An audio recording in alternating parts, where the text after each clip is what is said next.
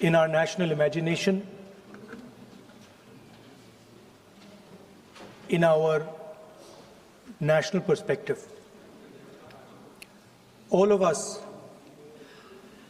every single one in this room, has been influenced,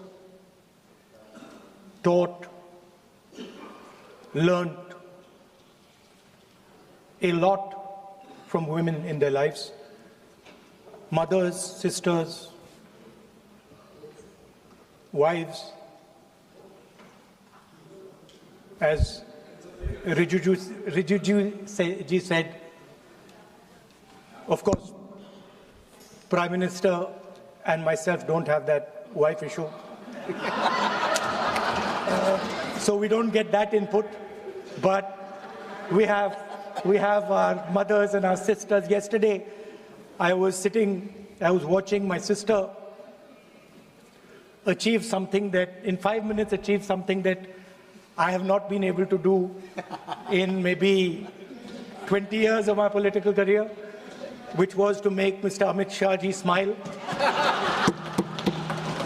There's something that I also need to practice and learn, and I was feeling very proud as an older brother as she was doing that, delivering the speech in a way that is different than mine, of course.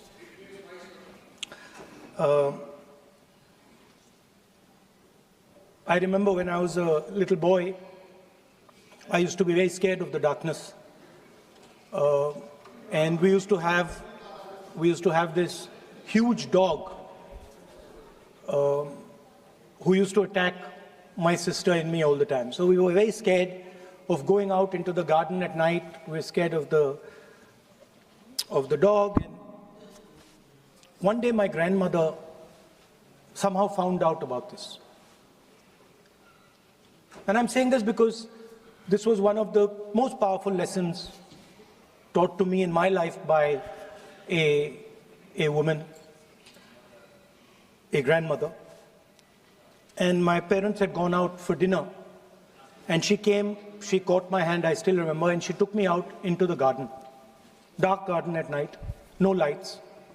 No, government houses have big gardens, quite a big garden. And she took me there, and she left me. She said, now you stay here, don't move. And she left. And I watched my grandmother. I remember she was wearing a yellowish sari. I watched her go away. और मेरी मतलब हवा निकल गई कि मतलब आज तो मैं गया. I didn't have the courage to tell my grandmother that, you know, I don't want to stay here, so I stayed. And she went away. She went away probably for 1 or 2 minutes. But for me, it was like 2-3 hours. I was imagining the dog coming to bite me. I was imagining ghosts. I was imagining snakes. I was imagining everything. And then after some time, I remember my legs were even shaking a little bit, and then I saw my grandmother come. And she came, and she asked me, so, what are you scared of? So I said, you know, Dadi, I'm scared of that dog. I don't know that he might come and bite me. I'm scared of somebody being in the garden that I don't know. I'm scared of bats. I'm scared of snakes. I'm scared of things I can't see. And she says, no, Rahul, you're not scared of all those things. You're not scared of the darkness. You're not scared of the dog. You're not scared of the bats. You're only scared of your mind. You're only scared of your imagination and what you are thinking. And then she said that, you know, you should not be scared of the darkness, because the truth most often is in the darkness. And if you do not have the courage to face your fear, you do not have the courage to go into darkness,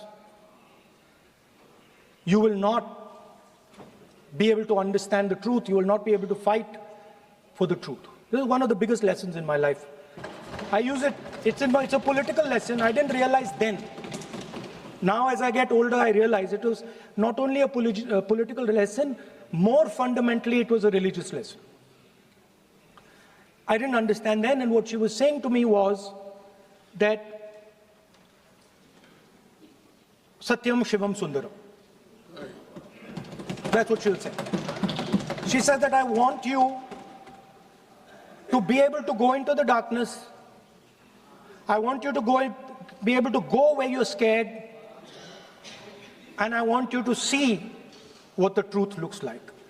And later I realized, my God, by taking me into the garden, she was explaining Shiva to me. She was explaining the central tenet of our religion. She was explaining Satya to me. And in many ways, she was explaining Ahimsa to me. And she said to me, I remember that, listen, truth is painful sometimes. Don't worry about it. Deal with it. And there are some truths that need to be told here today in this house. The first truth is that this is not a women's bill. This is nothing to do with the empowerment of women. There is a women's bill. It was passed in 2023 in this house itself.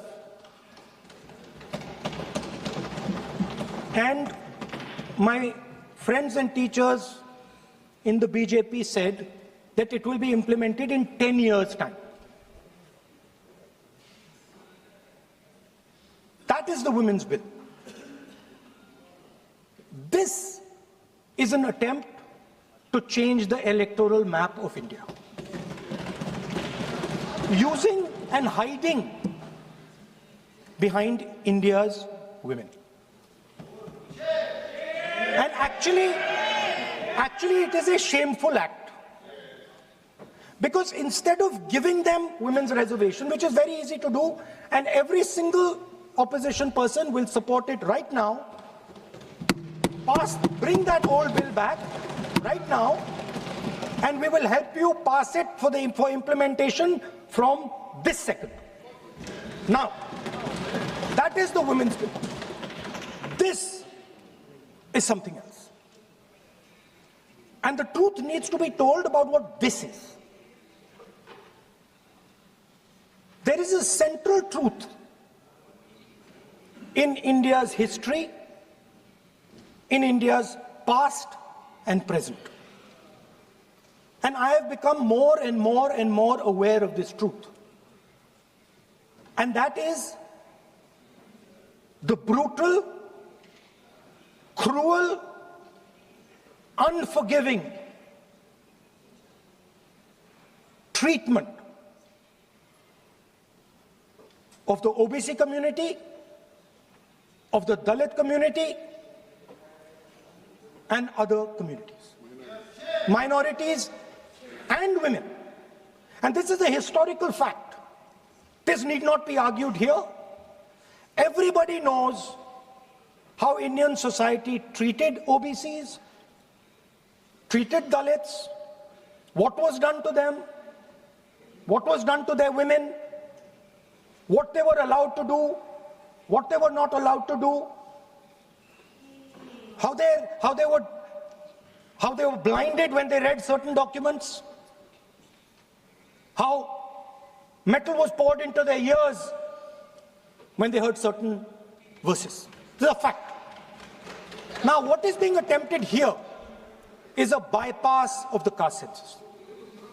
What they are trying to do is they are trying to avoid giving power, giving representation to my OBC brothers and sisters, and to take away power from them. This is the agenda over here. That's the first agenda. Manuvad over Samvidhan. Amit Shah ji says that the caste census has begun. And he repeated twice yesterday, trying to be clever, saying that houses don't have castes. The point is not whether houses have castes or don't have castes. The point is whether the caste census is going to be used for representation in Parliament, Vidhan Sabha, Lok Sabha. And what you're trying to do now is trying to make sure that caste census has nothing to do with representation for the next 10 years, 15 years, so that you can kick the ball down the street. That's the first thing that is being done. Second thing that is being done, equally bad thing, but a very dangerous thing. What you're doing, because you're scared of what is happening in the politics of this country, you're scared of the erosion of your strength, you're trying to rejig the Indian political map.